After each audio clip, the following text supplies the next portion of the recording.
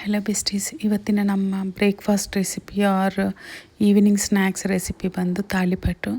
First ಒಂದು mixing bowl ತೊಗೊಂಡು ಅದರಲ್ಲಿ 4 ಸಣ್ಣಕ್ಕೆ ಹೆಚ್ಚಿಟ್ಕೊಂಡಿರೋ ಈರುಳ್ಳಿ, 10 ಹಸಿಮೆಣಸಿನ್ಕಾಯಿ, ಕರಿಬೇವು, ಸ್ವಲ್ಪ ಕೊತ್ತಂಬರಿ ಸೊಪ್ಪು, ಹಾಗೆ 1 ಸ್ಪೂನ್ ಇಟ್ಕೊಂಡಿರೋ ಶುಂಠಿ, ಹಾಗೆ ಒಂದು ದೊಡ್ಡದು ತುರಿದಿಟ್ಕೊಂಡಿರೋದು ಕ್ಯಾರೆಟ್ ಹಾಕಿ ಟೇಸ್ಟಿಗೆ ತಕ್ಕಂತೆ ಸಾಲ್ಟ್ ಹಾಕಿ 2 ಕಪ್ ಅಕ್ಕಿ ಹಿಟ್ಟು, ಹಾಗೆ ಇವತ್ತಿನ ನಮ್ಮ ರೆಸಿಪಿ ಮೇನ್ ಇಂಗ್ರೀಡಿಯೆಂಟ್ ಹೆಚ್ಚಿಟ್ಟಿರೋ ಅವರೆಕಾಳು. ಇವಾಗ ನಾವು ಸಣ್ಣಕ್ಕೆ ಹೆಚ್ಚಿಟ್ಕೊಂಡಿರೋ ತರಕಾರಿ ಮತ್ತು ಅಕ್ಕಿ ಹಿಟ್ಟೆಲ್ಲ ಚೆನ್ನಾಗಿ ಕಲಿಸ್ಬೇಕು. ಆ ತರಕಾರಿಯಲ್ಲಿರೋ ನೀರಿಂದಾನೇ ನಾವು ಹಿಟ್ಟು ಕಲಿಸ್ಬೇಕು. ಅದಾದ ನಂತರ ಇವಾಗ ಒಂದು ಗ್ಲಾಸ್ ನೀರಿಗೆ ತೊಗೊಂಡು ಬಿಸಿ ಮಾಡಿ ಅದೇ ನೀರು ಸ್ವಲ್ಪ ಸ್ವಲ್ಪ ಹಾಕ್ತಾ ಹೋಗಬೇಕು.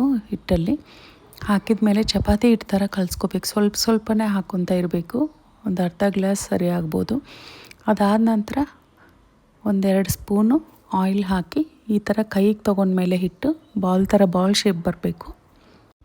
ಫಸ್ಟ್ ಒಂದು ಬಟರ್ ಪೇಪರ್ ತೊಗೊಂಡು ಅದಕ್ಕೆ ಆಯಿಲ್ ಹಚ್ಚಿ, ಅದಾದ ನಂತರ ನಿಮ್ಮ ಕೈಗೆ ಆಯಿಲ್ ಹಚ್ಕೊಂಡು ಬಾಲ್ ಸೈಜಷ್ಟು ಹಿಟ್ಟು ಮಿಶ್ರಣ ತೊಗೊಂಡು ಬಟರ್ ಪೇಪರ್ ಮೇಲೆ ಹಾಕಿ ನಿಧಾನಕ್ಕೆ ತಟ್ತಾ ಹೋಗಬೇಕು. ವಿಡಿಯೋದಲ್ಲಿ ತೋರಿಸೋ ಥರ.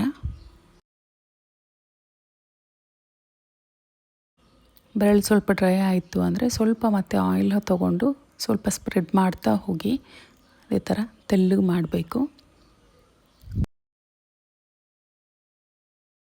ಎಷ್ಟು ತೆಳ್ಳಗೆ ಮಾಡಿದರೆ ಅಷ್ಟು ಟೇಸ್ಟ್ ಇರುತ್ತೆ, ಇದು ಅಷ್ಟು ಕ್ರಿಸ್ಪಿನೆಸ್ ಬರುತ್ತೆ. ತಾಲಿಪಟ್ಟು ಮಾಡಿದ ನಂತರ ಗೊತ್ತಾಗುತ್ತೆ. ಆ ತಾಲಿಪಟ್ಟನ್ನು ಹಿಡ್ಕೊಂಡ್ರೆ ಪೇಪರ್ ಥರ ಅನಿಸುತ್ತೆ, ಆ ಥರ ಇದ್ರೇ ಟೇಸ್ಟ್ ಬರೋದು.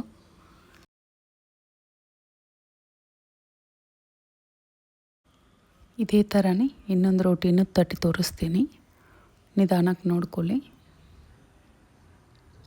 ಇದೇ ಥರ ನಾವು ಸೈಡ್ಸ್ ಎಲ್ಲ ಅಡ್ಜಸ್ಟ್ ಮಾಡ್ಕೋಬೇಕು.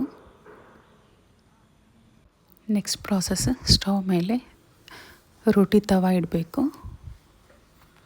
ಅದಕ್ಕೆ ಸ್ವಲ್ಪ ಆಯಿಲ್ ಹಚ್ಚಬೇಕು. ಫಸ್ಟು ನಂದು ಐರನ್ ತವ, ಸೊ ಅದಕ್ಕೆ ಫಸ್ಟ್ ಆಯಿಲ್ ಹಚ್ತಿದ್ದೀನಿ.